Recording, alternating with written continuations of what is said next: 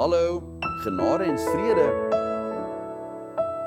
My groet kom uit die hart van God, aan die uitverkorenes van die Here, aan die lewende stene, wat hierdie Sondag, deur 'n soewereine besluit van God, die profeet, 'n herder, 'n prediker, wat 'n roeping van God het om te openbaar, sal vergesel. Die evangelie van God, nie die evangelie van mense nie. My roeping is om die evangelie van God te verkondig. Ons moet dus weet wat genade is en wat wette is. Ek is die apostel, Miguel Angel van die Evangeliese Kerk Christus Leef. Wat is genade en wat is wet? Dit gebeur dikwels dat baie mense op 'n heeltemal verkeerde wyse glo dat die hele Bybel eintlik beide 'n spesifieke judaïstiese boodskap sowel as 'n algemene heidense boodskap bevat. Maar dit is egter feitelik glad nie die waarheid nie.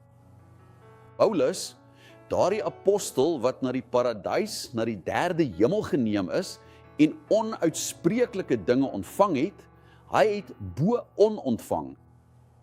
Die geheime wat van ewigheid af vir die heidense kerk verborge was.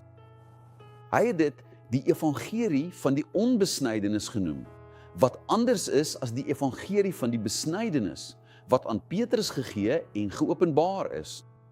Vir diegene van Joodse oorspring. So, hoekom moet ons dit verstaan? Omdat, as gevolg van 'n gebrek aan openbaring, 'n gebrek aan begrip, 'n gebrek aan kennis, die profeet Hosea, 'n minder belangrike profeet in die Heilige Bybel, gesê het dat die mense vernietig word omdat hulle nie geweet het hoe om te onderskei nie. Wat is die Joodse boodskap en wat is die nie-Joodse boodskap? Kyk net hoe belangrik dit is. Dieselfde apostel, Paulus, wat die openbaring vir die heidene ontvang het en 14 briewe geskryf het. Dit wil sê, van die boek Romeine tot die boek Hebreërs, 14 briewe spesifiek vir 'n spesifieke volk, die van heidense oorsprong, dit wil sê, die bloed van Israel vloei nie in ons are nie. So, wanneer ek nie kan onderskei wat is nie, Judaïsme en wat heidendom is, begin ek 'n mengelmoes maak. Jammer. Die uitdrukking, moenie die televisie afsit nie, 'n regte slaai, en so word daar selfs 'n fiktiewe God geskep, wat nie die God van die skrif is nie. Trouwens, die God van die skrif is baie ver van wat vandag in die meeste kerke verkondig word. Baie ver. Wat mense met hul vleeslike denke geskep het. 'n God wat nie die God van die heilige skrifte is nie. 'n God wat aan die mens onderdanig is. 'n God wat heeltemal vermenslik is. In die lig van hierdie feit meng mense wet met genade en weet nie hoe om die volheid van Christus se seën op hierdie aarde te beleef nie. Kom ons herroep dit, want op sekere tye het ek wysheidswenke oor hierdie kwessie gegee. Ek dink dit is van uiterste belang en dringend, baie dringend, dat jy hiervan kennis neem. Wanneer 'n persoon van nie-Joodse oorsprong 'n lewe begin lei wat verjoodsend is, word dit 'n lewe onder 'n vloek. Galasiërs 3:10 sê dat die wat onder die werke van die wet is, onder 'n vloek is. 'n Vloek is veroordeling.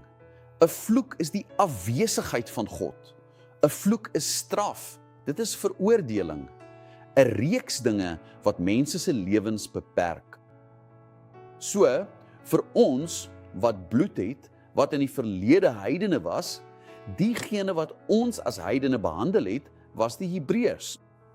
So, ons wat heidene was en nou Christene is, het 'n brood van die lewe, 'n vaste voedsel, die gesonde leer van Christus, die evangelie van die onbesnedenis, die genade van ons Here Jesus Christus, die wonderbare genade van God, die ewige genade van God, wat aan ons deur die apostel geopenbaar is. Sautalo. Onthou dat Paulus ook vir die Galasiërs in hoofstuk 1 gesê het, as 'n engel of een van ons kom en die evangelie verkondig wat verder gaan, mag wat ons verkondig het 'n banvloek wees. Daarom neem ek dit in ag ek vrees en beweeg voor God in hierdie saak, om die mense van my apostolaat en die volgelinge wat ek het, nie te verlaat nie. As apostel van genade en hervorming oor die hele wêreld in 123 lande, wil ek nie hê hulle moet verward wees nie. Daar's 'n boodskap vir die heidene, daar's 'n judaiserende boodskap. Wanneer Paulus aan die gemeente van Korinthe skryf, in die tweede briewe was die geskrifte van die apostels, sê hy so, omdat ons so hoop het, tree ons met groot vrymoedigheid op wanneer ons praat. Dus sê Paulus, dat wat hy nou gaan sê, die vrug is van vrymoedigheid, vasberadenheid, standvastigheid, kennis en geestelike insig, geestelik verligte oë. Hy sê so, en ons is nie soos Moses wat 'n sluier oor sy gesig gesit het, sodat die kinders van Israel nie sou let op die einde van wat verbygaan nie. Ek hou baie daarvan. Ek het dit al talle kere hier vir julle gesê, om die woord, die brood van die lewe, te kou en in te neem. Dis sê Paulus, ons is nie soos Moses nie. Ons is die kerk Christus leef, die ware Christendom na die hervorming, en ons is nie soos Moses nie. Aan ons is dit nie as 'n roeping van God, as 'n plig opgelê nie, die plig om offers te bring, reinigings, wassings, die sogenaamde doop, nagwakes, offers, betaal die prys, moenie eet nie, pas op vir die duiwel, ek het my saligheid verloor, wees versigtig, hy gaan jou vang. Daar's respek daar. Wel, aan ons is dit nie gegee nie. Geen offer behoort aan die werk van God se genade nie, want dit is dinge van die vlees. Dis sê Paulus, ons is nie soos Moses nie. Ek is nie soos Moses nie, ek is soos Christus. Die woord wat aan my geopenbaar is deur Paulus, die heidense gemeente, wat ek verstaan en ken. Deur openbaring, deur geestelike oë, sê dit vir my dat ek nie soos Moses is nie. Trouwens, as jy die boek Handelinge lees, is daar 'n dag wanneer Paulus uitgedaag word en gevra word, is dit waar dat jy mense beveel om van Moses afvallig te word? Want niemand kan gered word as ons nie die vooruit van die kinders van ons seuns besny nie. En Paulus sê, ja, ek beveel om van Moses afvallig te word. Want Moses is wet, dit is Judaïsme. Dit is om te judaiseer. Vir die heidene is dit 'n vloek. Sê hy, ons is nie soos Moses nie. Dit sê dat toe Moses die berg Sinaï afgeklim het, sy gesig so gestraal het, dat hy 'n sluier daaroor getrek het. Sodat mense, sê die woord van die Here, nie aandag sou skenk aan die einde van wat besig was om te verdwyn nie. Met ander woorde, Moses en die wet, vir ons van heidense oorsprong, het vervaag. Die einde van die wet is Christus. Romeine 10:13, die einde van die wet is Christus. So beteken dit dat as ek nie verstaan dat daar 'n einde aan die wet was nie, dat Jesus die wet woordeliks vervul het, alles wat vervul moes word, het hy vervul, van die doop in die waters, die offer van sy lewe, sy lyding, sy dood, die begrafnis, die opstanding, het hy alles vervul. Hy het dit vervul, sodat ek het nie hoef te vervul nie. Die werk is voltooi. Toe het hy gesê, die werk van Jesus is nie verganklik nie. Dit is van uitmuntende heerlikheid, het Paulus vir die Korintiërs gesê. Toe het hy gesê, ons is nie soos Moses, wat 'n sluier oor sy gesig gesit het, sodat die kinders van Israel nie sou let op die einde van wat verbygaan nie. Met ander woorde, Paulus sê aan die Hebreërs dat die wet swak is, en dit is nutteloos en red nie. Die volk van Joodse oorsprong is deur uitverkiesing gered. Daar staan in die boek Deuteronomium, nie omdat hulle spesiale mense was nie, maar omdat God hulle liefgehad het. En die Bybel sê dit, ek het nog ander skape wat nie van hierdie Joodse kraal is nie. Wie was daardie ander skape? Die voorbestemde klein mensies. Hy sê, dit betaal my om hulle op te soek en te lei. Ons is die ander skape. Wat is Christus nie gedoen het, wat hy gedoen het, deur sy lewe, sy offer, dood en opstanding nie. Niemand van ons van heidense oorsprong sou wees nie, behalwe Niemand van ons sou gered word nie. Redding sou slegs vir die Jode wees, deur verkiesing, deur nasie. Maar God het gesê dat ek ander skape het, en een van daai ander skape is ek. Hy het gesê, kyk, my skape hoor my stem. Julle glo nie, omdat julle nie my skape is nie. Daar is dus mense wat nooit in Jesus sal glo nie.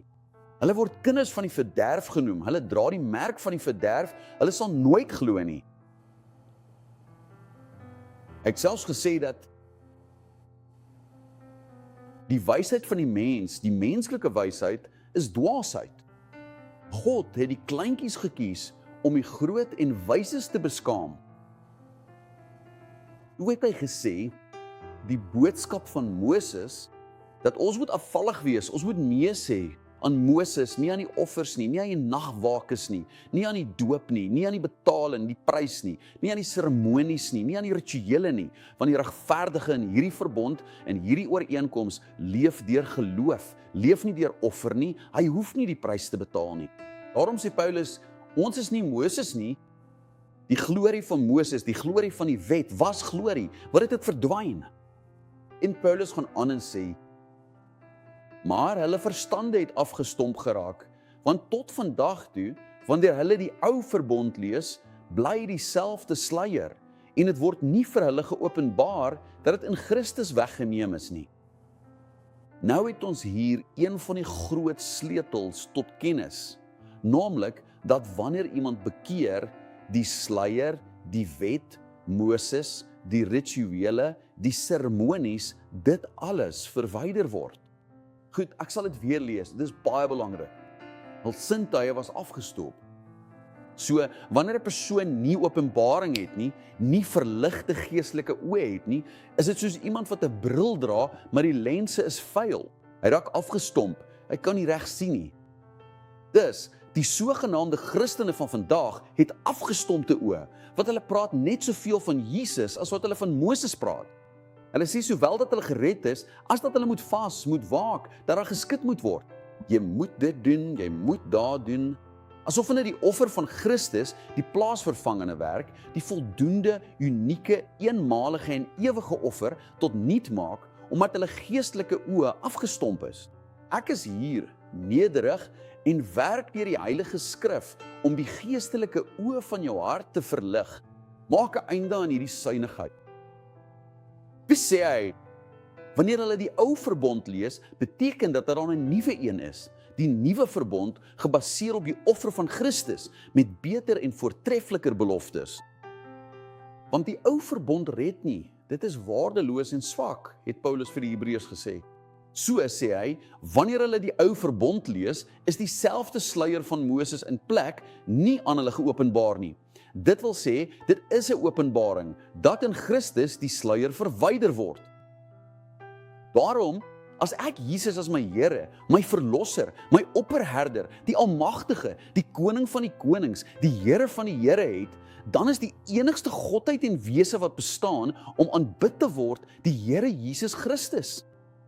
As dit gemeng word met die wet, met die offers, met die tabernakel, met al daardie, kyk, ek gaan 'n sluier oor my oë en oor my hart hê, wat my lewe dolf maak. Soos Paulus sê, afgestomp, die sintuie afgestomp. Daarna gaan hy aan en sê, maar tot vandag toe, wanneer Moses gelees word, is die sluier oor hulle harte geplaas. So 'n groot deel, miljoene en miljoene Christene, het 'n sluier van Moses oor hulle harte. Hulle het nie 'n hart wat deur die woord besny is nie, hulle ken nie vir God nie. Die predikers het 'n fiktiewe God geskep, 'n God wat die mens moet respekteer, 'n God wat aan die deur klop, wat hom 'n kans vra, 'n God wat nie soewerein is nie, 'n God wat nie heerskappy het nie, nie almagtig, alwetend, alomteenwoordig is nie. So sê hy, tot vandag toe. Paulus het dit 2000 jaar gelede gesê, maar tot vandag toe, 2024, is die sluier nog oor hulle harte. Maar wanneer een van hulle tot die Here bekeer, word die sluier weggeneem. So dit is die verskil. Die sluier is daar, die oë is afgestomp en so aan, maar wanneer iemand tot die Here bekeer, word die sluier weggeneem. Die Hispanic sê, wat mooi is om die sluiers af te haal. My bediening is 'n bediening wat sluiers verwyder. Wanneer mense hierdie waarhede hoor, word die sluiers van hulle weggeneem. Moses verdwyn uit die lewe. Hulle het op Moses gesit. Hulle sê nee, dit is nie Moses nie, dit is Jesus. Die priesterskap het verander, die wet verander ook. Dit is wat Paulus vir die Hebreërs gesê het. Wanneer die priesterskap verander, dan eerste priester, wie was hy? Moses het dit verander, dit is Jesus, verander die wet. In die verlede was daar die 603 gebooie en al die offerwerke wat uitgevoer is. Dit het verander, dit is nie meer die wet nie, dit is nie meer Moses nie, nou is dit Jesus. Was dit nou? Die genade van ons Here Jesus Christus. Wil jy God saam met my prys? Die Heilige Gees spreek met jou, gee eer aan God, sê eer aan God. Ek leer dat wanneer iemand bekeer, die sluier van hulle afverwyder word. Daarom vra mense, in die kerk van Christus, vas julle nie? Nee, waarom moet ek vas? Om te wen, om mag te hê. Ek besit alle kragte, die krag van magte woon binne in my. Roep Jesus Christus aan. Ja, maar soek jy nie die salwing nie? Nee, ons het die salwing, het Johannes gesê. In 1 Johannes 20, 26 en 29 kry ons die salwing vir die Heilige Een. Die salwing bly by ons. Smeer jy nie olie op mense se koppe nie? Nee, hoekom? Maar olie is nie 'n simbool van die Heilige Gees nie. Ons is gedoop, gevul, oorvloeiend met die Heilige Gees, verseël, gedoop, verlos deur die Heilige Gees. Die Gees van God is volkome in ons. Christus in ons is die hoop op heerlikheid. Nou, as my geestelike oë dof is, as wat ek hoor 'n prediker is, soos Paulus gesê het, dan verkondig ons nie, soos so baie ander, die woord van God nie. Voorheen, in Christus. Dis omdat ons in die teenwoordigheid van God spreek, met opregtheid, van God self. Ek is hier opreg, namens God. Om hier op televisie te wees, het 'n fortuin gekos. God het hierdie deur oopgemaak, omdat hy weet hoeveel mense daar buite is, wat hy speraat is. Mense wat 20 Bybels by die huis het, mense wat gevas het, mense wat na die berge toe gegaan het, mense wie se geestelike oë afgestomp is en nie kan onderskei nie. Dis die duiwel, dis nie die duiwel nie, dis 'n skaduwee, dis die duiwel, wees versigtig, jy gaan veroordeel word. God sal jou naam uit die boek van die lewe verwyder, kyk, wees versigtig. Dis alles Moses. Was dit nie wat die ou verbond gesê het nie? Die siel wat sondig, die sal sterwe. Tot dusver het dit ons gehelp. Die Here. Dit alles, dit is Judaïsme, dit niks met ons te doen nie. Tot dusver het dit ons nie gehelp nie. Ja, hy sal ons altyd help. Christus in ons is die hoop op heerlikheid. Dis nie ek wat leef nie, dis Christus wat in my leef. Paulus het vir die Kolossense gesê, ek wil elke mens volmaak in Christus aanbied. Die werk is voltooi. Daar's geen gaping nie, geen terugroepaksie nie, geen onderdeel wat beskadig is en God roep om die onderdeel te vervang nie. Die veiligheidsgordel, die remme, die skuwe, daar's niks van dit nie. Die werk is volledig. Nou, geestelike oë wat afgestomp is vermeng met Moses. Onthou toe hulle vir Paulus gevra het, is dit waar dat jy mense aanmoedig om afvallig te word? Moet ons kinders nie meer die wette onderhou nie? Die dinge van die wet, soos besnydenis doen, Paulus sê nee, jy moet afvallig wees daarvan. Jy moet ontslaa raak van Moses, van die geestelike sluiers. Dit laat jou nie toe om gelukkig te wees nie. Dit laat jou nie toe om as Christen te leef nie. Jy is altyd bang vir die lig, bang om jou verlossing te verloor, bang dat God jou naam uit die boek van die lewe sal uitwis. En toe skryf hy, asop, daar's 'n verdwaalde koel. Kyk na die gevare van hierdie wêreld. Jy leef 'n gekwelde geestelike lewe. Dis die waarheid. Alles baie goed vir jou. Is jy geïnteresseerd om voort te gaan om deel te wees van spirituele merkantilisme? Of wil jy sê, nee apostel, ek verstaan nou, jy is reg, alles is reg so. Nou verstaan ek, hoekom ek soveel jare in die kerk was, van een na die ander gespring het, soos 'n by of 'n skoenlapper wat styfmeel soek, en ek het nooit vrede gehad nie. 'n Man het ingekom, hy moet die ander een doop, nee, hy moet weer doop, nee, pas op vir die duiwel, ons moet vas, ons moet 'n sakkie kruisment hê, ons moet hierdie sout huis toe neem, hierdie olie met die bloed van Christus. Ek het nooit die apostel se evangelie verstaan nie. Hoekom? Die oë word dof. Dis die lense wat vuil word met vet. Gemeerm. Maar wanneer iemand, halleluja, eer aan Jesus, wanneer iemand tot bekering kom, word die sluier van hulle af weggeneem. Ek verwyder die sluiers van jou hart. Verstaan jy hoe dit is om altyd met sluiers te leef? Dit sal wees, ek het verloor, ek het gewen, ek het weggegaan, wat het gebeur? Of dalk 'n vervullende lewe. Jy sê, wow, ek behoort aan Christus, Christus is my hoop op heerlikheid, as God vir my is, wie kan teen my wees? Groter is hy wat in my is. Nou is ons soos kinders van God, en ons ken nog nie die werklikheid nie. Wanneer Jesus terugkom, dan sal ons die volheid ken. Om vrede te hê, om in die bed te lê en te slaap, elke dag wakker te word en te sê, ek het sin in die lewe, ek het 'n rede om te leef. Dit is nie ek wat werklik leef nie, dit is Christus in my. Die engele beskerm my, hulle waak oor my. Slegte nuus oorweldig my nie.